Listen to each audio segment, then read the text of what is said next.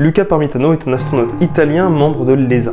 Le 20 juillet 2019, il s'envole à bord d'une fusée Soyouz direction l'ISS pour une seconde mission dans l'espace. Au cours de ce qui sera sa deuxième sortie extravéhiculaire, après 44 minutes de mission, l'astronaute déclare « Je crois qu'il y a de l'eau dans mon casque ». Are you sweating? You working hard? I am sweating, but it feels like a lot of water. I see it now, wiggling. Cela l'empêchait de voir et de respirer correctement puisqu'il y avait des gouttes d'eau qui s'accumulaient devant ses yeux et aussi dans ses narines. Alors imaginez tout simplement que votre casque se remplisse d'eau, mais que vous ne puissiez pas l'enlever car sinon c'est la fin. Alors rassurez-vous, il a réussi à revenir dans l'ISS, mais le temps qu'il y parvienne et qu'il retire son casque, c'est 1,5 litre d'eau qui s'était échappé. C'est énorme.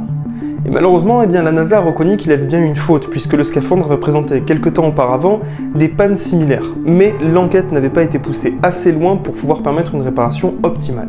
Bilan, aujourd'hui la NASA et les autres agences sont d'autant plus pointilleuses sur la réparation, le suivi et le contrôle de tout le matériel dont disposent les astronautes, mais on peut quand même souligner la force mentale dont a su faire preuve Luca Parmitano pour se sortir de cette situation particulièrement stressante, voire même ultra angoissante. C'est une histoire qui m'a toujours fasciné. Bien que les astronautes aient un entraînement ultra intense avant de partir en mission, chaque geste compte dans une situation comme celle-ci.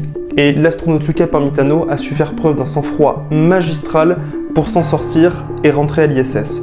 Et ça l'a pas empêché d'ailleurs de faire encore 4 sorties extravéhiculaires depuis cet incident. Moi je dis bravo.